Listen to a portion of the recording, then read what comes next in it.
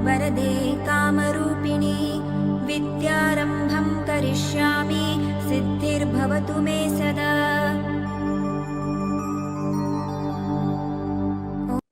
Hello students, welcome to शिक्षा सारांश। कैसे हैं आप लोग? आई होप आपकी भर्ती परीक्षाओं की तैयारी बहुत अच्छी चल रही होगी। अभी सबसे नज़दीक जो परीक्षा है उसका नाम है ग्राम विकास अधिकारी वीडियो की जो परीक्षा है उसके लिए सामान्य हिंदी पाठ्यक्रम का जो सीरीज हमने चलाई है, जिसके अंदर हमने पार्ट 1 आपके लिए अवेलेबल करवाया है जो हमारी प्लेलिस्ट में मौजूद है। आज हम उसी सीरीज का PYQs हम सॉल्व कर रहे हैं, क्योंकि सबसे इम्पोर्टेंट जो किसी भी भर्ती परीक्षा के लिए जो सबसे इम्पोर्टेंट क्वेश्चन होते हैं वो होते हैं उसी भर्ती परीक्षा की पिछले एग्जाम्स में आए हुए क्वेश्चन। तो इसका पार्ट 1 हमारे चैनल पे उपलब्ध है, आप जाकर जरूर देखें। और उसी सीरीज का पार्ट 2 आज हम लेकर आए हैं आपके लिए, ताकि आपकी जो वीडियो भर्ती परीक्षा है उसमें सामान्य हिंदी पूरे अच्छे से कवर हो जाए और सभी प्रश्न जो है आपके श्योर हो जाए, ताकि कोई प्रश्न की गलती ना रहे। तो चैनल को सब्सक्राइब जरूर करें, क्योंकि आगे आने वाली भर्ती परीक्षाओं के लिए सारा ही कंटेंट आपको इस जो है प्लेटफॉर्म पे मिलता रहेगा। तो चलिए आज हम जो है वीडियो भर्ती परीक्षा के आगे वाले पेपर सॉल्व करते हैं। 2016 और 2021 का पेपर हम उस परीक्षा में सॉल्व कर चुके हैं। 2021 की इवनिंग शिफ्ट और मॉर्निंग शिफ्ट में जो पेपर हुए थे उसमें हिंदी के जो प्रश्न आए थे, और 2022 के अंदर जो पेपर हुए थे उसके अंदर क्या क्या प्रश्न आए थे, वो सारे ही प्रश्न आप हम सॉल्व करेंगे। तो आज हम शुरू करते हैं सामान्य हिंदी के जो प्रश्न हैं। वीडियो मेंस एग्जाम 2021 की मॉर्निंग शिफ्ट के अंदर जो परीक्षा हुई थी 27/12/2021 को, उसमें सामान्य हिंदी के जो प्रश्न पूछे गए थे आज हम उन्हें सॉल्व करते हैं। तो पहला हमारा प्रश्न है, तत्सम तद्भव की दृष्टि से कौन सा युग्म सही नहीं है। हमें 4 ऑप्शन दिए गए हैं और चारों में से हमें छांटना है कि तत्सम, जैसा कि आप सभी जानते हैं तत्सम क्या होता है और तद्भव क्या होता है। तत्सम शब्द वे शब्द होते हैं जो संस्कृत के ज्यों के त्यों शब्द जो हिंदी में प्रयोग में लाए जाते हैं उन्हें तत्सम कहते हैं, और तद्भव शब्द वे होते हैं जो संस्कृत से हिंदी में रूपांतरित कर दिए जाते हैं। तो देखिए, इस प्रकार से हमें पता है कि तत्सम शब्द संस्कृत वाले हैं और तद्भव शब्द जो संस्कृत से हिंदी में रूपांतरित हो गए हैं वो है। तो हमें यहाँ पूछा है कौन सा युग्म सही नहीं है, यानी जो संस्कृत वाला शब्द था उसका एग्जैक्ट हिंदी में जो शब्द बन रहा है अगर वो सही लिखा हुआ है तो वो हमारा उत्तर नहीं है। अगर वो गलत लिखा हुआ है, सही नहीं शब्द का अर्थ क्या होता है, यानी हमें गलत ऑप्शन को चूज करना है। तो पहला नंबर ए देखिए, पाषाण का पाहन बिल्कुल सही है। पाषाण का पाहन होता है और इसी को और भी रूपांतरित करके हमने पत्थर शब्द बना दिया।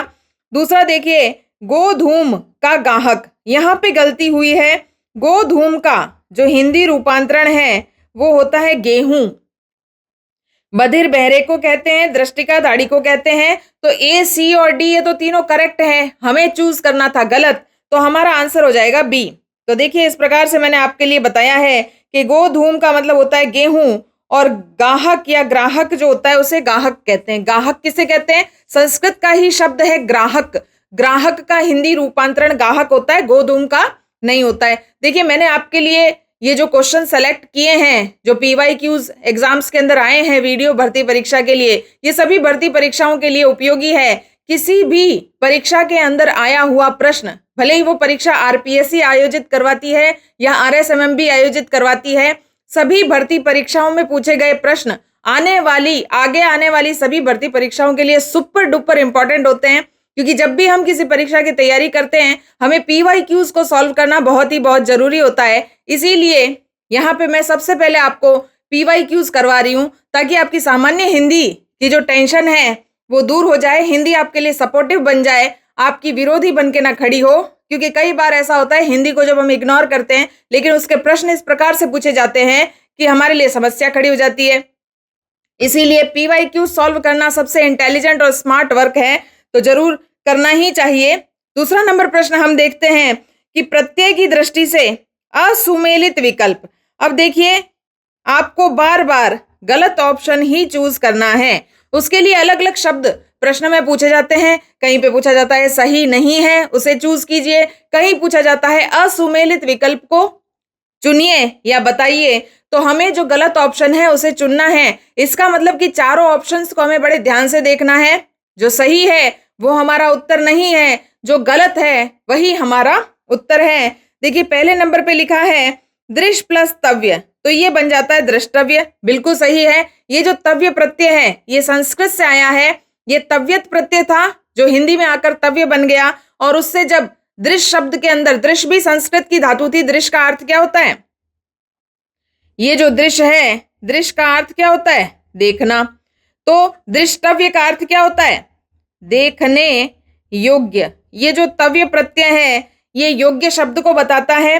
दूसरा शब्द देखिए वल्मीक प्लस ई, वाल्मीकि, ये भी सही है। अब देखिए वल्मीक शब्द का अर्थ जो होता है ये आप सभी को पता होगा कि महर्षि वाल्मीकि जिन्होंने क्या लिखा था, बहुत ही महत्वपूर्ण ग्रंथ लिखा था, रामायण का जो ग्रंथ लिखा था, वो वाल्मीकि जी जो थे वो वाल्मीकि क्यों कहलाए, क्योंकि उनकी उत्पत्ति किससे हुई थी, चींटी के घर, चींटी के मिट्टी के जो घर होते हैं उसे वल्मीक कहते हैं। चींटियां जो मिट्टी के घर बनाती है, या दीमक जो घर बनाते हैं, या दीमक भी बोल सकते हो आप, दीमक जो है घर बनाते हैं मिट्टी का।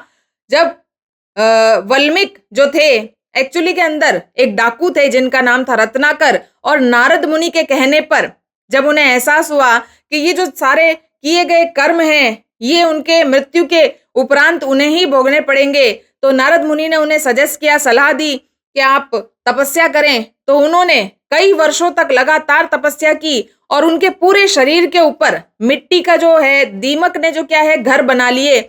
उसके बाद में सरस्वती माता जब प्रसन्न हुई तो उनकी उत्पत्ति हुई उस वाल्मीकि के घर से, इसीलिए इनका नाम पड़ा वाल्मीकि। बिल्कुल सही है। अब आप शुद्ध अशुद्ध की दृष्टि से भी इस मात्रा को याद रखें कि वाल्मीकि शब्द के अंदर म में बड़ी की मात्रा और क में छोटी की मात्रा आती है। अगला देखिए लिखा है विचारण प्लस ईय, विचारणीय। ये शब्द गड़बड़ दिया गया है क्योंकि एक्चुअली में इसका शब्द होता है विचार प्लस अनीय।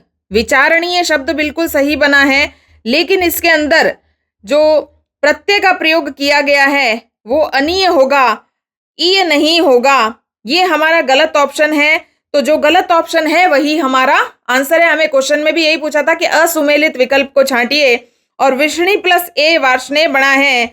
ये जो देखिए वृषणी शब्द जो है ये भगवान विष्णु के वंश को प्रदर्शित करता है, और इसीलिए ये जो वार्ष्णेय है ये कृष्ण का पर्यायवाची है। तो वार्ष्णेय शब्द भी सही है, वृषणी प्लस ए वार्ष्णेय सही है, दृश्य प्लस तव्य द्रष्टव्य सही है, वाल्मीकि प्लस ई वाल्मीकि सही है। लेकिन यहाँ पे होना चाहिए था विचार प्लस अनीय, जबकि यहाँ दे दिया विचारण प्लस ईय। ये गलत ऑप्शन था और यही हमारा आंसर था। प्रश्न नंबर 3 देखेंगे, तबेले की बला बंदर के सिर, इस लोकोक्ति का क्या भावार्थ है। देखिए लोकोक्तियां, मुहावरे, पर्यायवाची, विलोम शब्द, वाक्यांश के लिए एक शब्द, जितने भी टॉपिक इस परीक्षा में पूछे जा रहे हैं वो सारे के सारे टॉपिक्स जो है हमारी प्लेलिस्ट में मौजूद है। जो भी भर्ती परीक्षा के कैंडिडेट्स हैं, छात्र छात्राएं हैं, जाकर के जरूर देखें। आपके लिए बहुत ही इंपॉर्टेंट और इजी और आसान ट्रिक से मैंने आपको समझाया हुआ है, तो जरूर जाकर के देखें। कोई भी टॉपिक को इग्नोर नहीं करना चाहिए अगर हम अपना सिलेक्शन चाहते हैं तो देखिए यहाँ पूछा गया है कि तबेले की बला बंदर के सिर, ये जो लोकोक्ति है इसका क्या भावार्थ है। तबेले की बला बंदर के सिर का अर्थ क्या होता है, चालाकी में मात देना नहीं, बेइज्जत होकर कुछ पाना नहीं, अपराधी कोई और, दंड किसी और को, ये इसका मूल अर्थ होता है। यही सही आंसर है, तो यही हमारा आंसर रहेगा। चौथा नंबर प्रश्न देखते हैं, समश्रुत भिन्नार्थक शब्द, ये जो टॉपिक है इसे शब्द युग्म के नाम से जाना जाता है, और ये टॉपिक भी मैंने करवा रखा है। हिंदी के सारे ही टॉपिक मैंने आपके लिए करवा रखे हैं, जाकर के जरूर देखें और अपनी तैयारी को मजबूती दें। समश्रुत भिन्नार्थक शब्द की दृष्टि से असंगत युग्म, अब बताइए हमें क्या पूछ रहे हैं, क्या सही ऑप्शन पूछ रहे हैं, नहीं। असंगत युग्म का अर्थ क्या होता है, गलत उत्तर हमें चुनना है। तो प्रश्न को एक बार, जब भी आप परीक्षा देने बैठें तो प्रश्न को एक बार जरूर देखें, भले ही आपको उसको देखने में 1 मिनट या 1.5 मिनट या 2 मिनट लग जाते हैं। अगर आपने प्रश्न समझ लिया तो उत्तर 100% सही होगा। यहाँ गलत ऑप्शन पूछा जा रहा है। कई बार जल्दबाजी में हम असंगत युग्म चुनिए करके सही वाला आंसर टिक कर देते, तो ये गलती नहीं होनी चाहिए, आप ध्यान रखिए। तो पहला नंबर ऑप्शन देखिए, ऊमक और ऊभक। ऊमक का अर्थ होता है वेग और ऊभक का अर्थ होता है रीच।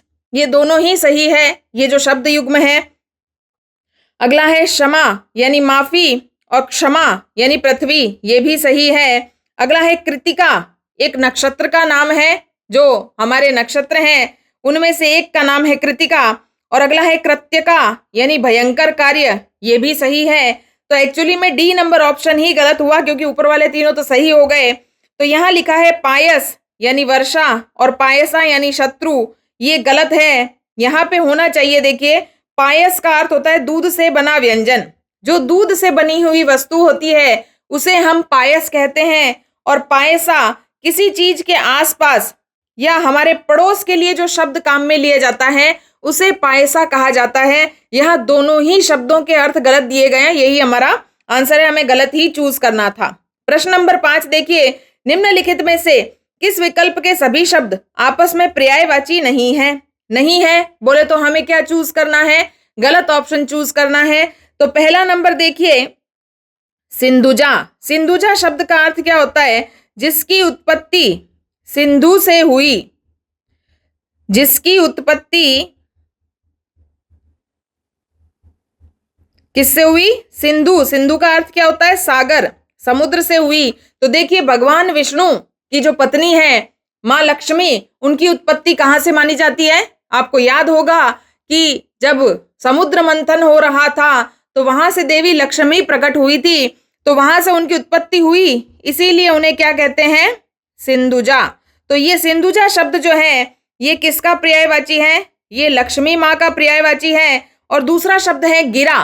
गिरा, गिरा किसे कहते हैं? गिरा यानी वाणी की देवी। और वाणी की देवी कौन है? ये सभी जानते हैं आप, जो हमारी विद्या की देवी है वो सरस्वती। तो ये जो दोनों शब्द है फर्स्ट ऑप्शन के अंदर, ये दोनों ही अलग अलग अर्थों को प्रकट कर रहे हैं, ये एक दूसरे का समान अर्थ प्रकट नहीं कर रहे हैं। इट मीन्स कि ये पर्यायवाची शब्द नहीं है, और यही हमारा उत्तर रहेगा।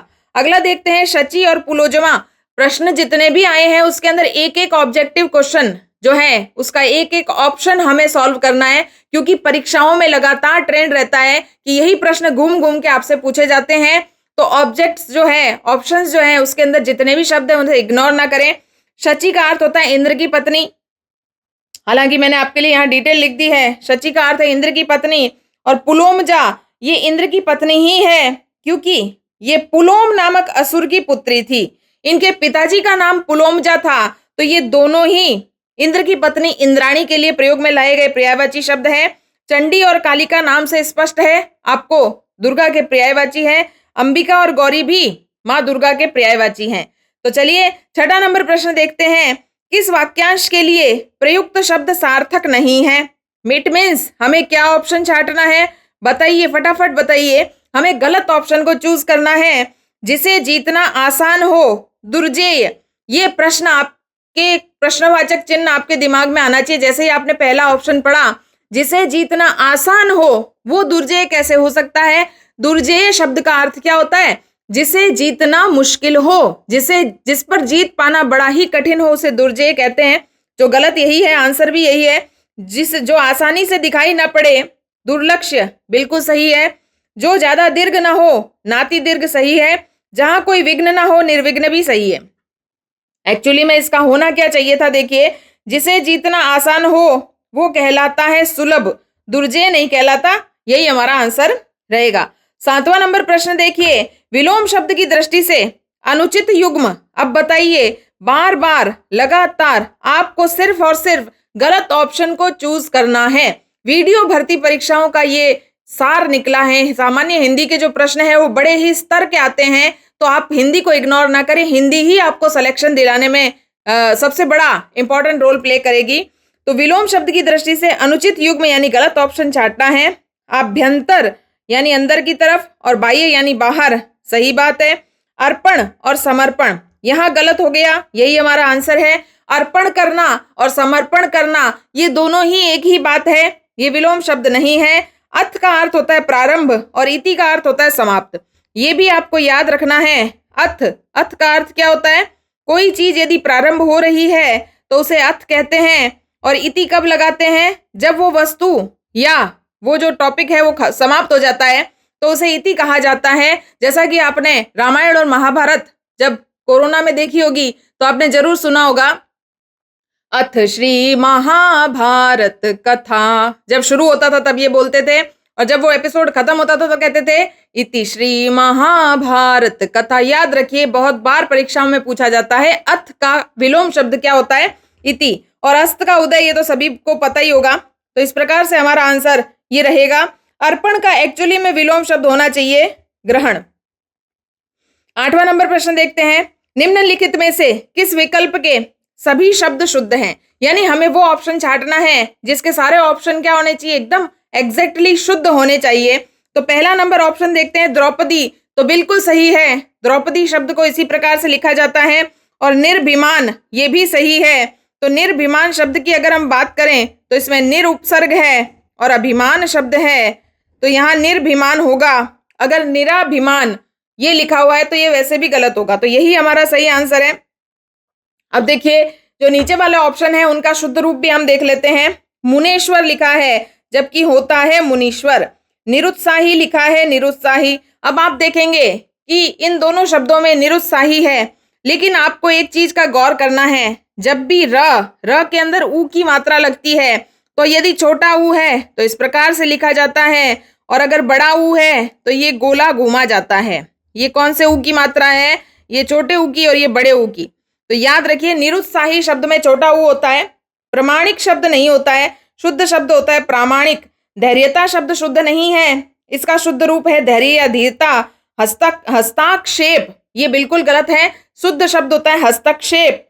और तिरस्कार ये भी गलत है, इसका शुद्ध रूप होता है तिरस्कार। मैंने आपके लिए सारे ही शब्दों को शुद्ध रूप में लिख दिया है ताकि इनमें से कोई भी शब्द अगर हमारी आगे आने वाली परीक्षा में पूछा जाता है तो आपको इसका उत्तर सही कर सके आप। 9 नंबर क्वेश्चन देखते हैं। समास विग्रह की दृष्टि से असुमेलित विकल्प। अब मुझे बताइए क्या पूछ रहे हैं आपको? नाम यहाँ पे जैसे ही असुमेलित आया ऑब्जेक्टिव गलत छांटना है हमें। आपाद मस्तक, पाद से लेकर मस्तक पर्यंत बिल्कुल सही है। पाद का अर्थ होता है पैर और मस्तक का अर्थ होता है सर। पैर से लेकर सिर तक की जो सारी चीज होती है उसे आपाद मस्तक कहते हैं। अगला है आकाश पतित, आकाश को प्राप्त किया हुआ। यहाँ पे जैसे ही आप पढ़ते हैं आपके दिमाग में क्वेश्चन मार्क आता है। एक्चुअली में ये जो यहाँ पे शब्द आया है पतित, पतित शब्द का अर्थ क्या होता है? गिरा हुआ। यानी यदि यहाँ पे लिखा होता कि आकाश से गिरा हुआ तब सही होता। यहाँ है आकाश को प्राप्त किया हुआ, जो गलत ऑप्शन है। कदाचार कुत्सित है जो आचार सही है। जो कुत्सित यानी बुरा व्यवहार होता है उसे कदाचार कहते हैं। अगला है चतुष्पथ यानी 4 पथों का समूह। तो हमारा आंसर नंबर 2 होगा। 10वां नंबर प्रश्न देखते हैं।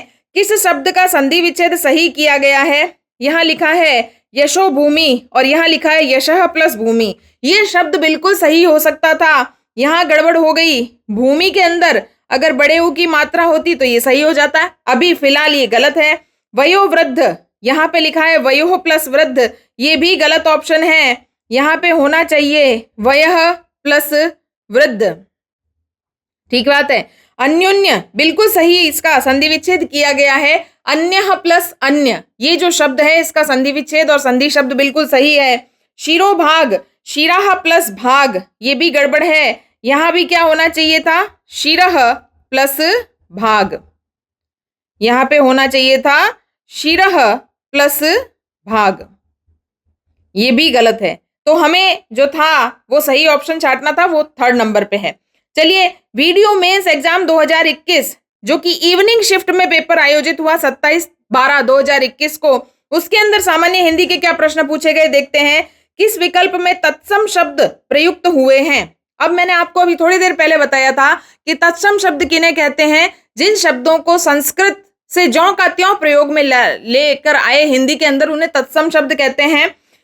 तो पहला नंबर शब्द है वत्स, बिल्कुल सही है, शुद्ध शब्द है संस्कृत का। और दूसरा है उलूक, ये भी संस्कृत का शब्द है, यही हमारा आंसर रहेगा। दूसरे ऑप्शन के अंदर खंबा शब्द लिख दिया, इसका संस्कृत शब्द होता है खंब। तो ये गलत हो गया। और यहाँ पे देखिए मैंने आपके लिए सारे ही ऑप्शंस का एनालिसिस कर दिया है। ये तो सही बात है, वत्स और उलूक वाला। खंबा का शुद्ध शब्द खंब या स्तंभ होता है। ये मूसल शब्द संस्कृत का है। यहाँ पे नाजी लिखा है, ये जर्मनी भाषा का शब्द है, ये संस्कृत का है ही नहीं। और सेमिनार अंग्रेजी शब्द है। आसमान की बात करें तो ये फारसी भाषा का शब्द है। और श्यालक ये संस्कृत का शब्द है जिसका रूपांतरण होता है श्रृगाल। तो चलिए प्रश्न नंबर 2 की तरफ चलते हैं। संधि की दृष्टि से असुमेलित विकल्प बताइए फटाफट, क्या चूज करना है हमें। गलत ही गलत आपसे पूछा जा रहा है। देखिए अगर परीक्षा में 10 प्रश्न आए हैं, 15 प्रश्न आए हैं, 20 प्रश्न आए हैं, तो वो सारे ही सारे सही होने चाहिए। हिंदी ऐसी सपोर्टिव होनी चाहिए। इसीलिए चैनल को सब्सक्राइब जरूर करें, क्योंकि आगे आने वाली सभी भर्ती परीक्षाओं का सबसे यूजफुल और क्वालिटी कंटेंट आपको अवेलेबल करवाया जाएगा। असुमेलित का अर्थ होता है गलत, यानी हमें ये चारों ऑप्शन पढ़ना है, इसमें से गलत ऑप्शन को छांटना है। पहला नंबर देखिए, मधु प्लस अरी मधवरी, बिल्कुल सही लिखा हुआ है। ये कौन सी संधि का उदाहरण है? ये यण संधि का उदाहरण है। वधु प्लस इच्छा वधविच्छा, हालांकि वधु प्लस इच्छा वधविच्छा तो होता है, लेकिन यहाँ एक गड़बड़ हुई है, वो मैं आपको बता देती हूँ। यहाँ शुद्ध रूप में वधु इस प्रकार से लिखा जाना चाहिए था जिसके अंदर बड़े ऊ की मात्रा आती है। यहाँ पे क्या गड़बड़ हो गई? यहाँ पे वधु के शब्द में गड़बड़ कर दी, और यहाँ पे जो शब्द बनेगा वो बनेगा वधविच्छा। तो देखिए इस प्रकार से ये जो शब्द है वधविच्छा, ये तो सही बन रहा है, लेकिन वधु के अंदर बड़े ऊ की मात्रा होनी चाहिए थी, छोटी कर दी, इसलिए गड़बड़ हो गया। गति प्लस अवरोध गत्यवरोध, बिल्कुल सही है, ये भी यण का उदाहरण है। भातृ प्लस उपकार भातृपकार, ये भी यण संधि का उदाहरण है। संधि, समास, उपसर्ग, प्रत्यय, वाक्यांश के लिए एक शब्द, पारिभाषिक शब्द, पर्यायवाची, विलोम शब्द, कोई ऐसा टॉपिक नहीं है जो हमारी प्लेलिस्ट में मौजूद नहीं है, जाकर के जरूर देखें। थर्ड नंबर क्वेश्चन देखिए, निम्नलिखित सूची 1 के मुहावरे को सूची 2 में उनके अर्थ के साथ में हमें मैच करना है। सूची 1 में क्या लिखा है देखिए, सिर पर भूत सवार होना। कहते कि इसके सिर पर भूत सवार हो गया, अब तो ये परीक्षा में सिलेक्शन लेके ही रहेगा, यानी उसे उसकी धुन लग गई है। दाल भात में मूसल चंद, यानी बिना मतलब के दखल देना, आपका कोई रोल ही नहीं है, फिर भी आप किसी झगड़े में बीच में मतलब टपक जाते हैं परेशान करने के लिए, किसी लोगों को दुखी करने के लिए। तो ये कहावत बन गई है, मुहावरा बन गया है कि दाल भात में मूसल चंद। गूलर का फूल होना, यानी बहुत कम दिखाई देना, क्योंकि गूलर का जो पेड़ होता है उसके ऊपर जो पुष्प लगता है वो बहुत ही कम साल में दिखाई देता है। और ताड़ का वृक्ष का अर्थ होता है किसी के काम न आना। तो यहाँ देखिए जब हमने मैच किया तो बना ए का 3, बी का 1, सी का 4 और डी का 2। तो ये ऑप्शन यहाँ डी पे लिखा हुआ है, यही हमारा आंसर रहेगा। चलिए चौथा नंबर प्रश्न देखते हैं। अंधकारी और अंधकारी युक्त शुद्ध शब्द युग्म का सही अर्थ चुनिए। यहाँ पे हमें इसका एग्जैक्ट अर्थ चुनना है। एक अंधकारी शब्द में छोटी ई की मात्रा है और एक अंधकारी शब्द में बड़ी ई की मात्रा है। तो ध्यान रखिए कि मात्राओं के भेद से शब्दों के अर्थ भी बदल जाते हैं, और इस टॉपिक का नाम है शब्द युग्म। तो जब देखिए अंधकारी शब्द के अंदर छोटी ई की मात्रा होती है तो उसका अर्थ होता है कमल, और अंधकारी शब्द का होता है अंधकार युक्त। तो आपको याद रखना है अंधकारी अंधकारी यानी छोटी ई की मात्रा का अर्थ है कमल, और बड़ी ई की मात्रा अंधकारी अंधकार युक्त को प्रकट करती है। पांचवा नंबर प्रश्न देखते हैं, किस विकल्प में सभी शब्द परस्पर पर्यायवाची हैं? तो देखते हैं हम, संध्या यानी शाम, सांझ यानी शाम, गोधुली वेला यानी शाम का समय, लेकिन यहाँ एक शब्द अलग दे दिया, मराल तो हंस को कहते हैं। अगला देखिए रोहित, रोहित किसे कहते हैं? याद रखना है आपको, रोहित का अर्थ होता है लाल रंग। ये क्यों नाम पड़ा? ये सूर्य की प्रथम किरण होती है, उसे हम रोहित कहते हैं, और वो लाल रंग की होती है। सारंग, सारंग क्या होता है? सारंग और कृष्ण सार ये दोनों ही हिरण के पर्यायवाची है। और चक्रांग, चक्रांग किसे कहते हैं? चकवा को कहते हैं। तो ये तो चारों ही शब्द अलग अलग अर्थों को प्रकट कर रहे हैं। अगला देखिए धनंजय, पार्थ, कौंतेय और गुड़ाकेश, ये चारों ही किसके पर्यायवाची है? अर्जुन के। और ये चारों एक ही शब्द के पर्यायवाची है, यही हमारा आंसर रहेगा। अब देखिए मैंने सारे ही ऑप्शन का एनालिसिस नीचे कर रखा है। मयूर और शिखी मोर को कहते हैं, बलाहक बादल को कहते हैं, पंचनख बंदर को भी कहते हैं, हाथी को भी कहते हैं और कछुए को भी कहते हैं। तो ये जो चारों ऑप्शन है ये अलग अलग अर्थों को प्रकट कर रहे हैं, इसलिए ये पर्यायवाची शब्द नहीं है। हमारा आंसर नंबर होगा सी। छठा नंबर प्रश्न देखिए, असंगत विकल्प का चयन कीजिए। गलत ऑप्शन। असंगत विकल्प का नाम आते ही आपको कौन सा ऑप्शन चाटना है, गलत विकल्प चुनना है। जिसने ऋण चुका दिया है वो उत्तमर्ण लिखा है, ये गलत है। जिसने ऋण चुका दिया है उसे ऊऋण कहा जाता है। याद रखना है, जिसने अपना कर्जा चुका दिया है, जिसने अपना ऋण चुका दिया है उसे ऊऋण कहा जाता है। और जो ऋण देता है, मान लीजिए कि मैंने किसी को पैसे दिए तो मैं तो हूं उत्तमर्ण, और यदि कोई मेरे वापस पैसे लौटा देता है तो वो अपने ऋण से हो गया ऊऋण। तो इस प्रकार से हमने देखा ये वाला गलत ऑप्शन था। अब देखिए तीनों नीचे सही वाले ऑप्शन भी देख लीजिए। पर्वत का निचला मैदानी भाग कहलाता है उपत्यका, बिल्कुल सही है। निंदा के बहाने प्रशंसा करना व्याज स्तुति, यानी करने आए थे बुराई और कर रहे हैं प्रशंसा, तो ये देखिए ये व्याज स्तुति चापलूसी का नाम है। और प्रशंसा के बहाने निंदा करना, आपको लगेगा कि आपकी प्रशंसा हो रही है लेकिन एक्चुअली में आपकी बुराई हो रही है, तो वो कहलाती है व्याज निंदा। ये तीनों ऑप्शन सही है। गलत ऑप्शन फर्स्ट वाला था और उसका सही शब्द भी मैंने नीचे लिख दिया है। 7वां नंबर प्रश्न देखिए, किस विकल्प में विलोम युग्म है? यानी चारों ऑप्शन पढ़ने हैं, चारों में से जिसमें विलोम शब्द है उसे हम छाटना है। पहला नंबर शब्द लिखा है पूर्व रात्र। पूर्व रात्र का अर्थ क्या होता है? रात्रि का पहला भाग, गोधूली वेला से मध्य रात्रि तक। गोधूली वेला आप समझिए जिस समय सूरज डूब जाता है, और गोधूली इसे इसलिए कहा जाता है क्योंकि गाय जब अपने घरों को लौटती है तो उनके जो पैरों के खुरों से जो मिट्टी उड़ती है और जो संध्या का समय बनता है उसे कहते हैं गोधूली। गाय के पैरों से उड़ी हुई धूल के कारण उसे गोधूली कहा जाता है।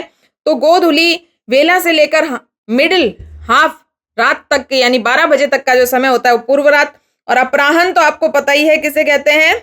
दोपहर को। क्या ये विलोम शब्द है? बिल्कुल नहीं। दोपहर का विलोम शब्द रात्रि थोड़ी होता है। मसृण, मसृण यानी कोमल और विमल, ये दोनों ही कोमल और स्वच्छ को पर्यायवाची बताते। देखिए मसृण यानी कोमल, विमल यानी स्वच्छ, ये पर्यायवाची, ये विलोम शब्द है ही नहीं। मूर्त और गौण ये भी नहीं है, क्योंकि मूर्त का अर्थ होता है स्पर्श करने योग्य और इसका विलोम शब्द होना चाहिए अमूर्त। गौण का अर्थ होता है अप्रधान, जो मूल अर्थ से भिन्न हो, इसका विलोम शब्द होता है मुख्य। तो इसका अर्थ क्या होता है, इसका विलोम शब्द क्या होता है, पूरी डिटेल आपको बता दी गई है। और चौथा नंबर ऑप्शन जो है वो बिल्कुल सही है, मौलिक। मौलिक का विलोम शब्द होता है अनुदित। मौलिक यानी मूल रूप से लिखी गई किताब वो मौलिक कहलाती है। और अनुदित किसे कहते हैं? जो किसी दूसरी भाषा में लिखा गई किताब थी, पुस्तक थी, उसे हमने हिंदी में या किसी दूसरी भाषा में अनुवाद किया, वो अनुदित कहलाती है। ये दोनों ही विलोम शब्द है, बिल्कुल सही आंसर है। 8वां नंबर प्रश्न देखते हैं, निम्न में से किस विकल्प के सभी शब्द शुद्ध है? शुद्ध यानी हमें एकदम शुद्ध शब्द छांटने हैं। अब देखिए शताब्दी बिल्कुल सही शब्द है, लेकिन यहाँ साधुवाद में गड़बड़ कर दी। साधुवाद का शुद्ध रूप होगा साधुवाद, जिसमें छोटा ऊ की मात्रा होगी। मुहूर्त, मुहूर्त में दोनों ऊ छोटे कर दिए, ये भी गड़बड़ कर दी। मुहूर्त के अंदर छोटा और बड़ा इस प्रकार से होता है, तो ये गलत हो गया, ये तो हमारा आंसर है ही नहीं। दूसरा लिखिए चंद्रमौली, समाविष्ट और मुनिजन, ये तीनों ही शुद्ध शब्द है। चंद्रमौली, समाविष्ट और मुनिजन इसी प्रकार से लिखा जाता है, यही हमारा आंसर है। अगला देखिए शशि भूषण सही है, लेकिन जयंती में गड़बड़ कर दी। जयंती का शुद्ध रूप इस प्रकार से होता है, उसमें बड़ी की मात्रा आती है। ऊर्ध्वगामी भी सही है। किरीट पहले ही शब्द में गड़बड़ कर दी, किरीट में छोटी की मात्रा और बड़ी की मात्रा का प्रयोग किया जाता है। भार्यापति शुद्ध शब्द नहीं है, एक्चुअली में भार्या होता है। और आध्यात्म शुद्ध शब्द नहीं है, अध्यात्म होता है। मैंने सभी शब्दों के शुद्ध रूप भी आपके लिए लिख दिए हैं, वीडियो को पॉज करके जरूर देखें, क्योंकि आने वाली भर्ती परीक्षाओं के लिए ये बहुत ही इंपॉर्टेंट क्वेश्चन रहने वाला है। 9 नंबर क्वेश्चन देखते हैं, निम्नलिखित में से किस विकल्प के सभी शब्द मूलतः द्विगु समास के उदाहरण हैं? अब देखिए द्विगु समास किसे कहते हैं? द्विगु, जैसा कि आपको नाम से पता चल रहा होगा, द्वि का अर्थ क्या होता है? दो, और गु का अर्थ क्या होता है? गायों का समूह। यानी जिस शब्द के नाम में ही संख्या है, जिस शब्द के नाम में क्या है? संख्या, दो। ये जो दो है ये संख्या को प्रदर्शित कर रहा है। यानी जिन जिन शब्दों के अंदर पहला शब्द संख्यावाची होता है और दूसरा शब्द संज्ञावाची होता है और दोनों मिलकर के एक समूह को प्रकट करते हैं, उसे द्विगु समास कहते हैं। तो यहाँ देखिए पहला उदाहरण दिया है दशानन। तो दशानन जो है, हालांकि इसमें आपको संख्या तो दिख रही है, लेकिन दशानन शब्द किसे प्रकट कर रहा है? एक विशेष अर्थ को प्रकट कर रहा है जो कि रावण के लिए प्रयोग में लाया जाता है। तो ये बहुव्रीहि समास है, द्विगु नहीं है। और यथेच्छा शब्द जो है, यथा प्लस इच्छा यानी इच्छा के अनुसार, तो ये जो शब्द है ये अव्ययी भाव समास का उदाहरण है। देखिए चतुर्भुज, चार भुजाओं का समूह, चार भुजाओं का समूह और प्रत्यक्ष, ये अव्ययी भाव समास हो गया। त्रिलोचन, तीन लोचन वाले कौन है? भगवान शिव, शंकर भगवान को त्रिलोचन कहते हैं, तो ये बहुव्रीहि का उदाहरण हो गया। तो ऑप्शन नंबर बचा 4, सप्ताह और शताब्दी। तो सप्ताह और शताब्दी, सप्ताह होता है 7 दिनों का समूह और शताब्दी होता है 100 वर्षों का समूह। ये दोनों ही उदाहरण द्विगु समास के हैं। चलिए 10वां नंबर प्रश्न देखते हैं। उपसर्ग से निर्मित शब्दों के संदर्भ में कौन सा विकल्प संगत है? संगत, अब देखिए यहाँ पे क्या पूछ रहा है आपको, सही आंसर ढूंढना है।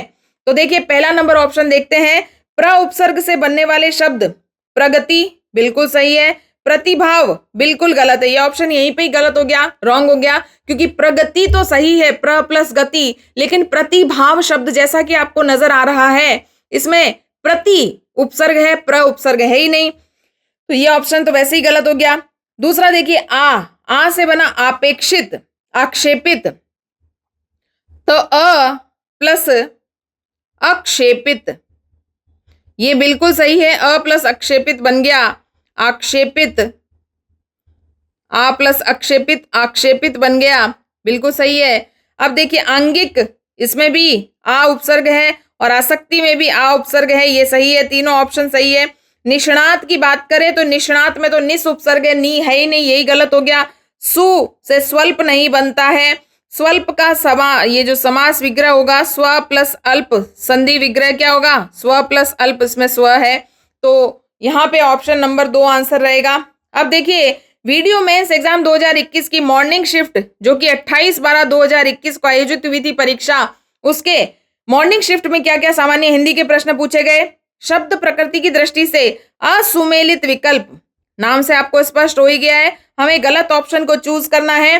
पहला नंबर ऑप्शन देखते हैं, गवैया और चौकोर, ये दोनों ही तद्भव शब्द है, बिल्कुल सही है, गवैया शब्द भी तद्भव है और चौकोर भी तद्भव है, ये दोनों संस्कृत से आए हुए शब्दों से मिलकर के बने हैं। आद्रक और परीक्षा तत्सम शब्द है, बिल्कुल सही बात है। मालवाहक और ज्यादातर संकर शब्द है, बिल्कुल सही बात है। अब संकर शब्दों की बात करें तो आपको पता ही होगा संकर का अर्थ क्या होता है, दो अलग अलग भाषाओं से ग्रहण किए हुए शब्द जो हिंदी में प्रयोग में लाए जाते हैं उन्हें संकर कहते हैं।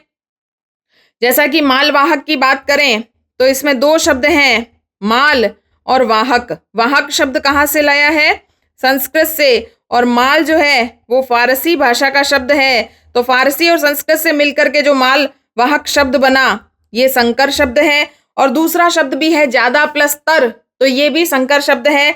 लेकिन जौहरी और मुहैया दोनों को देशज कह दिया, यहाँ पे ये गड़बड़ हो गया, क्योंकि जौहरी शब्द तो संस्कृत का शब्द था, उससे बना है, जतुग्रह शब्द जो था संस्कृत का उससे तद्भव होकर के जौहरी बना है, और देशज मुहैया है, यानी एक शब्द देशज है और दूसरा शब्द तद्भव है, यहाँ पे दोनों को ही देशज नाम दे दिया, तो ये ऑप्शन हमारा गलत हो गया और यही हमारा आंसर हो गया। चलिए 2 नंबर प्रश्न देखते हैं। प्रत्यय की दृष्टि से असुमेलित विकल्प, नाम से आपको स्पष्ट हो ही गया है, असुमेलित का अर्थ क्या है? गलत ऑप्शन को हमें चूज करना है। यहाँ पे लिखा है मानव प्लस ई मानवी, बिल्कुल सही है। मृ प्लस अक मारक, ये भी सही है।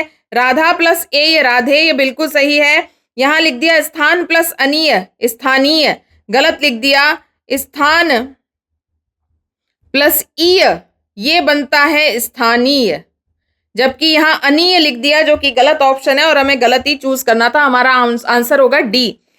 चलिए 3 नंबर प्रश्न देखते हैं। 3 लोक से मथुरा न्यारी, ये जो लोकोक्ति है इसका क्या अर्थ है ये आप सभी को पता होगा। 3 लोक से मथुरा न्यारी, यानी इसकी तो 3 लोक से मथुरा न्यारी है, यानी ये लोगों से बिल्कुल क्या है? भिन्न है, अलग है। चलिए 4था नंबर प्रश्न देखते हैं। किस विकल्प के शब्द युग्म का अर्थ भेद सही नहीं है? यानी वापस से हमें क्या छाटना है भैया? गलत ऑप्शन छाटना है। तो पहला नंबर ऑप्शन हम देखते हैं, विपिन का अर्थ है कष्टकारी और विपन्न का अर्थ है जंगल, बिल्कुल गलत। देखिए जैसा कि आप सभी जानते हैं कि विपिन का अर्थ क्या होता है? जंगल, और विपन्न यानी कष्टकारी, ये ऑप्शन तो दिए हैं लेकिन दोनों ऑप्शन जो है उल्ट पुल्ट दे दिए। अगर जंगल पहले लिख देते, कष्टकारी पीछे लिख देते तो सही हो जाता आंसर। क्योंकि ये दोनों उल्ट पुल्ट लिख दिए, गलत अर्थों को बता रहे हैं, यही हमारा आंसर रहेगा। विजय का अर्थ होता है जीत और विजया देवी, ये दोनों सही है। वत्स का अर्थ होता है बछड़ा और वत्सर यानी वर्ष, बिल्कुल सही है। विपण यानी बाजार और विपणी यानी दुकान, ये भी सही है। बाकी के तीनों ऑप्शन सही है लेकिन फर्स्ट ऑप्शन इज रॉन्ग और रॉन्ग इज हमारा आंसर। असंगत का चुनाव कीजिए। अब मुझे बताइए असंगत शब्द का अर्थ क्या है? गलत ऑप्शन हमें चूज करना है। यानी ये तीनों ही शब्द एक ही चीज के पर्यायवाची होने चाहिए। माधव, पिकमित्र और कुसुमाकर, ये तीनों ही शब्द वसंत ऋतु के पर्यायवाची हैं। वसंत के पर्यायवाची है तो ये बिल्कुल सही आंसर है, गलत नहीं है। पंथी, शपा और बटोही, एक्चुअली में पंथी और बटोही ये तो सही बात है कि राहगीर के पर्यायवाची यात्री के हैं, लेकिन शपा शब्द जो है ये एक अलग ही अर्थ प्रकट कर रहा है जिसका अर्थ होता है रात्रि, यही हमारा आंसर रहेगा, ये गलत है। अरी, अराती और अमित्र ये तीनों शत्रु या दुश्मन के पर्यायवाची हैं। अगला है वाटिका, गुलशन और बगीचा, ये तीनों बगीचे के पर्यायवाची हैं। तो ये जो है पहला ए, सी और डी ये तीनों एक ही अर्थ को प्रकट कर रहे हैं, ये सही है। लेकिन बी ऑप्शन के अंदर एक शब्द ऐसा है जो अलग अर्थ को प्रकट कर रहा है, इसलिए ये गलत था। हमारा आंसर यही था। छठा नंबर प्रश्न देखिए, वाक्यांश के लिए एक शब्द के संदर्भ में असंगत विकल्प चुनिए। असंगत विकल्प का अर्थ क्या है? आपको गलत ऑप्शन जो है हमें चूज करना है। हास्य व्यंग्य पूर्ण नाटक रूप, प्रहसन, बिल्कुल सही है। ऐसा नाटक जो एक अंक का होता है, जो कॉमेडी होता है, जिसके अंदर बहुत सारी मजाक की जाती है, उसे प्रहसन कहा जाता है। जो किसी अन्य में मिल गया हो, अंतर्भुक्त, ये भी सही है। जो चीज किसी दूसरी चीज में मिल जाती है उसे अंतर्भुक्त कहा जाता है। जो किसी चीज के आर पार देख सकता है वो दूरदर्शी, बिल्कुल नहीं। आर पार देख सकने वाली चीज तो पारदर्शी कहलाती है। जो चिरकाल से चला आ रहा है चिरंतन कहलाता है। गलत ऑप्शन चूज करना था, गलत ऑप्शन नंबर सी है। सातवां नंबर प्रश्न देखिए, असंगत विलोम शब्द युग्म का चयन कीजिए। रॉन्ग आंसर हमें चूज करना है। तो देखिए पहला नंबर लिखा है आतप और दूसरा लिखा है अनातप। आतप का अर्थ आपको पता ही है, गर्मी, और अनातप का अर्थ क्या होता है? सर्दी या ठंड। तो सही बात है। आगामी यानी आने वाला, विगत यानी जो चला गया, ये भी सही है। ईप्सित, अभिप्सित, दैट इज रॉन्ग आंसर। ईप्सित का सही विलोम शब्द होता है अनिप्सित। अन प्लस इप्सित क्या होता है? अन प्लस इप्सित, जो कि क्या बन जाता है? अनिप्सित, ये शब्द बन जाता है। अगर ये लिखा होता तो राइट होता। यहाँ इप्सित और अभिप्सित दोनों ही एक ही अर्थ को प्रकट कर रहे हैं। दोनों का अर्थ होता है चाहा गया। अन्वय और अनन्वय ये भी सही है। आठवां नंबर प्रश्न देखते हैं, निम्नलिखित शब्दों पर विचार कीजिए। यानी आपको ये छांटना है कि किस विकल्प के सभी शब्द शुद्ध हैं। तो विरहणी बिल्कुल सही है। चहार दीवारी सही है। चार दीवारी नहीं होता है हिंदी में, चहार दीवारी होता है शुद्ध रूप में। आध्यात्म ये गलत है। ये देखिए ये ऊपर से रिपीट हुआ है, अगर आपको याद हो अध्यात्म शब्द होता है, आध्यात्म नहीं होता। स्वास्तिक सही है। महात्म्य सही है। साप्ताहिक भी सही है। अनधिकार, अनाधिकार लिखा है जबकि होना चाहिए था अनधिकार। और भवनिष्ठ भी नहीं होता है, यहाँ होता है भवननिष्ठ। डबल न का प्रयोग किया जाता है। तो ये भी रॉन्ग हो गया, ये भी रॉन्ग हो गया। सही कौन से हो गए? ए और सी। ए और सी कहाँ लिखा है? बी नंबर ऑप्शन पे लिखा है और इसके शुद्ध शब्द भी मैंने नीचे लिख दिए हैं। 9 नंबर क्वेश्चन देखते हैं, किस विकल्प में संधि विच्छेद सही नहीं हुआ है? सही नहीं यानी कौन सा ऑप्शन छाटना है? गलत। तो जात्यभिमान, जाति प्लस अभिमान बिल्कुल सही है। पुरोहित, पुरह प्लस हित सही है। नारायण में नर प्लस अयन कर दिया, दैट इज रॉन्ग आंसर। ये हमारा आंसर रहेगा क्योंकि नारायण शब्द जो है वो नार से बना है, नर से नहीं बना है। नारायण, नारायण जो थे वो बार बार नारायण नारायण बोलते रहते थे। क्यों बोलते रहते थे याद रखना है आपको, क्योंकि इसका अर्थ क्या है? नार का अर्थ होता है जल और अयन का अर्थ होता है निवास, यानी जिसका निवास जल में है। किसका निवास है जल में? भगवान विष्णु का पर्यायवाची शब्द है नारायण किसका पर्यायवाची शब्द है? नारायण शब्द विष्णु का पर्यायवाची है, इसीलिए यहाँ पे नर नहीं होगा, यहाँ होगा नार प्लस अयन। याद रखना है, नर नहीं होता है, नार प्लस अयन होता है। और वाक घरी, वाक प्लस हरि, ये बिल्कुल सही उदाहरण है। 10वां नंबर प्रश्न देखते हैं। समास की दृष्टि से अनुचित विकल्प पहचानिए। हमें ऑप्शन में से जो गलत समास है उसे छांटना है। पहला लिखा है पंचक्की, पानी से चलने वाली चक्की, बिल्कुल सही है। दशानन, दश है आनंद जिसके, बिल्कुल सही है। धर्मभ्रष्ट, वह जो धर्म से पतित हो गया है, बिल्कुल सही है। समाचार पत्र, समाचार के द्वारा पत्र, ये रॉन्ग है, क्योंकि समाचार पत्र का तो समास विग्रह होता है समाचार का पत्र या समाचार के लिए प्रकाशित किया गया पत्र।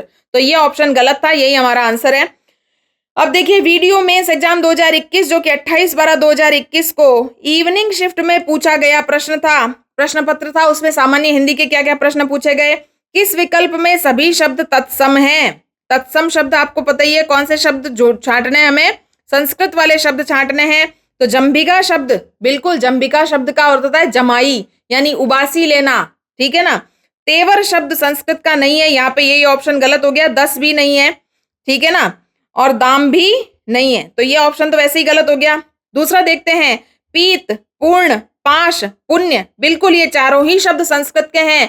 पीत का अर्थ है पीला, पूर्ण का अर्थ है पूरा, पाश यानी पास, और पुण्य यानी पुण्य। अर्ध यानी संस्कृत का अर्थ है, लेकिन आज शब्द संस्कृत वाला नहीं है। अवसर शब्द, आलस शब्द, ईख शब्द, ये संस्कृत वाला नहीं है। तो इसके संस्कृत रूपांतरण भी मैंने आपके लिए करके दिए हैं, सभी शब्दों के संस्कृत रूपांतरण यहाँ कर दिए। देखिए, जंबिका का अर्थ होता है जमाई, दश यानी 10, द्रम यानी दाम, पीत यानी पीला, पूर्ण यानी पूरा, पाश यानी फंदा, पुण्य यानी पुण्य, अर्ध यानी आधा, अद्य यानी आज, पाद यानी पैर, अवसर औसर, आलस्य आलस, ईख इक्ष, इष्टिका ईंट, और उपानह पनहा तेवर विदेशी भाषा का शब्द है। बाकी सबके संस्कृत रूपांतरण मैंने आपके लिए कर दिया, और जो कौन सी भाषा का शब्द है, विदेशी भाषा में भी कौन सी भाषा है, वो मैंने आपको बता दिया। दूसरा नंबर प्रश्न देखते हैं, किस शब्द की संधि विच्छेद सही नहीं है? यहां लिखा है आविष्कृत, और समास संधि विच्छेद है आवि प्लस कृत, ये सही है। गुरुवृण, गुरु प्लस ऋण, सही बात है। पित्रादि, पितृ प्लस अधि, ये गड़बड़ कर दी, अधि तो होता ही नहीं है, आदि शब्द होता है, जो गड़बड़ कर दी वही आंसर है हमारा, ठीक है। अनुवेशन, अनु प्लस एषण, सही है। तीसरा नंबर प्रश्न देखते हैं, अर्थ की दृष्टि से असंगत मुहावरे का चयन कीजिए। गलत ऑप्शन छांटना है। एक घाट का पानी पीना, क्या ऐसा मुहावरा आपने सुना है? एक घाट का पानी पीना तो मुहावरा ही नहीं होता, उसका अर्थ कैसे मैच करें? एक्चुअली में होता है घाट घाट का पानी पीना। एकता और सहिष्णुता होना, तो ये ऑप्शन तो वैसे ही रॉन्ग हो गया, और गलत ही छांटना था, हमें वैसे भी गलत छांटना था, यही हमारा आंसर है। कमान से तीर निकल जाना, अवसर चूक जाना, सही है। ऊंचे नीचे पैर पड़ना, आंगन का समतल ना होना, सही है। कंधे से कंधा छिलना, अत्यधिक भीड़ होना। जैसा कि मैं आपको बता चुकी हूं कि एक घाट का पानी पीना मुहावरा होता ही नहीं है, एक्चुअली में होता है घाट घाट का पानी पीना, यानी अनेक स्थलों या विविध अनुभवों से गुजरना, बहुत अनुभवी होना। चौथा नंबर प्रश्न देखिए, कौन सा शब्द युग्म अर्थ की दृष्टि से संगत नहीं है? हमें गलत ऑप्शन चूज करना है। पहला नंबर लिखा है चरित्र यानी आचरण, चरित्रा यानी इमली का पेड़, सही बात है। यष्टि यानी लाठी, याष्टि यानी मोती की माला, सही है। निशामुख यानी नाखून, निशामुख ये नाखून नहीं होता, यहाँ गड़बड़ हो गया। देखिए, निशामुख का अर्थ होता है अंधेरा मुख, और निशामृग यानी घोंसला, ये भी नहीं होता। निशामृग का अर्थ होता है रात में विचरण करने वाला मृग, यानी रात को कौन सा हिरण घूमता है, रात के हिरण का नाम है उल्लू। तो ये ऑप्शन हमारा गलत है, यही हमारा आंसर है। मंजरी का मतलब होता है कोमल, और मंजीर यानी नूपुर। तो बाकी सारे ही ऑप्शन सही है, उनको भी आप ध्यान से देखें, और गलत ऑप्शन का हिंदी सही रूपांतरण भी मैंने आपके लिए लिख दिया है। पांचवा नंबर प्रश्न, पर्यायवाची शब्दों के संबंध में असंगत युग्म, गलत ऑप्शन चूज करना है।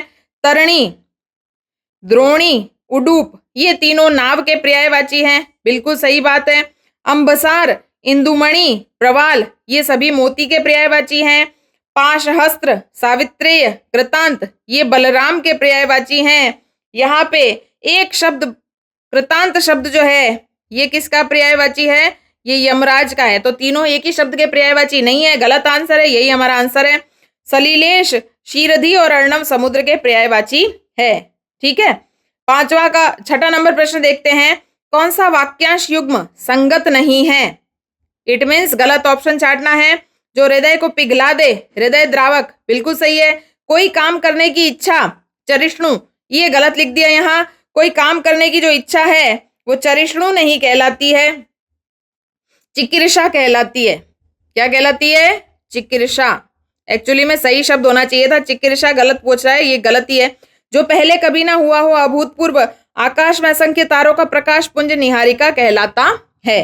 चलिए, चरिष्णु शब्द का अर्थ गति करने वाला या चलायमान होता है। 7वां नंबर प्रश्न देखिए। किस विकल्प में विलोम युग्म अनुचित है? गलत ऑप्शन हमें छांटना है।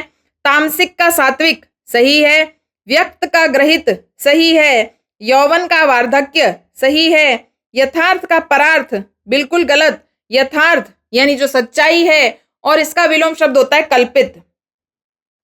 ठीक है, और परार्थ, अगर हम परार्थ की बात करें तो इसका विलोम शब्द होता है स्वार्थ। तो स्वार्थ का परार्थ होता है और यथार्थ का क्या होता है? कल्पित। 8वां नंबर प्रश्न देखिए। निम्नलिखित में से किस विकल्प के सभी शब्द अशुद्ध हैं? गलत छांटने हैं। पहला लिखा है अनुग्रहित, सही है। अतिथि सही है। श्रृंगार सही है। यहाँ देखिए, यहाँ लिखा है दृष्टव्य, और दृष्टव्य के ट में हलंत लगा दिया, ये अशुद्ध हो गया। पहला ऑप्शन ही गलत हो गया, इसलिए यही आंसर है। इसका शुद्ध रूप देखिए, यहाँ लिखा है मैंने, दृष्टव्य शब्द में कोई हलंत का प्रयोग नहीं किया जाता। दूसरा दंपति, ये भी गलत है, दंपति में बड़ी की मात्रा आती है। पृथकीकरण शब्द भी गलत है, पृथकीकरण नहीं होता है, पृथक्करण होता है। ठीक है, पड़ोसी सही है, द्वारका सही है, दुर्वस्था भी सही है, लब्ध प्रतिष्ठ सही है, अहर्निश सही है, निष्प्रभा नहीं होता है, निष्प्रभ होता है। लेकिन हमें पूछा गया था, यहाँ एक ऑप्शन ही गलत है। हमें पूछा था सभी शब्द अशुद्ध हों, तो उसका आंसर बी रहेगा। कभी कभी कंफ्यूज करने के लिए एक आधा शब्द दूसरे ऑप्शंस के अंदर भी गलत दे दिया जाता है, लेकिन प्रश्न को ध्यान से पढ़ना है। सारे गलत वाला छांटना था, एक गलत वाला नहीं छांटना था। 9वां नंबर प्रश्न देखिए। कौन सा विकल्प द्वंद्व समास का उदाहरण नहीं है? अब द्वंद्व समास किसे कहते हैं, या आप भली भांति परिचित हैं। द्वंद्व का अर्थ होता है युद्ध, मानसिक युद्ध, शारीरिक युद्ध। द्वंद्व समास ऐसा समास होता है जिसमें दोनों ही शब्द, पूर्व पद और उत्तर पद, दोनों प्रधान होते हैं। तो देखिए, और इसके जब समास विग्रह करते हैं तो और या इन शब्दों का प्रयोग किया जाता है। भक्ष्य, भक्ष्य, भक्ष्य और अभक्ष्य, 25, 5 और 20 सही बात है। कृष्णार्जुन, कृष्ण और अर्जुन। कंकर पत्थर, कंकर और पत्थर सही है। मकर ध्वज, मकर ध्वज और अंशुमाली, ये दोनों बहुब्रीहि समास के उदाहरण हैं। मकर ध्वज कामदेव को कहते हैं, मकर का ध्वज है जिसके, और अंशुमाली सूर्य अंशु की माला है जिसके। ये दोनों ही शब्द गलत है, ये द्वंद्व के नहीं है, यही हमारा आंसर है। थोड़ा बहुत, थोड़ा या बहुत, उचित अनुचित, उचित या अनुचित। तो ये ए, बी और डी, इन तीनों के अंदर जो ऑप्शन दिए गए हैं ये सारे ही ऑप्शन द्वंद्व समास के हैं, लेकिन ऑप्शन नंबर सी जो है वो बहुब्रीहि समास को बता रहा है। अंतिम लास्ट क्वेश्चन जो देख लेते हैं हम, प्रश्न नंबर 10। इक नागिन अरु पंख लगाई, उक्त लोकोक्ति का उचित भावार्थ क्या है? नागिन के पंख लग जाना नहीं, सोच समझकर कार्य करना नहीं, अत्यधिक जहर चढ़ना नहीं, एक दोष के साथ दूसरे दोष का जुड़ जाना। इस प्रकार से ये हमारा अंतिम प्रश्न था, और हमने अभी तक जितनी भी वीडियो यानी ग्राम विकास अधिकारी भर्ती परीक्षा की जितने भी पेपर आयोजित हुए हैं, उन सभी प्रश्नों के अंदर सामान्य हिंदी के जितने भी प्रश्न पूछे गए वो सारे ही प्रश्न हमने एक एक ऑप्शन के साथ डिटेल से सॉल्व किए। उम्मीद करती हूँ आपको बहुत अच्छे से समझ में आए होंगे। तो चैनल को सब्सक्राइब जरूर करना, वीडियो को लाइक और शेयर जरूर करना। जय श्री कृष्णा, थैंक यू।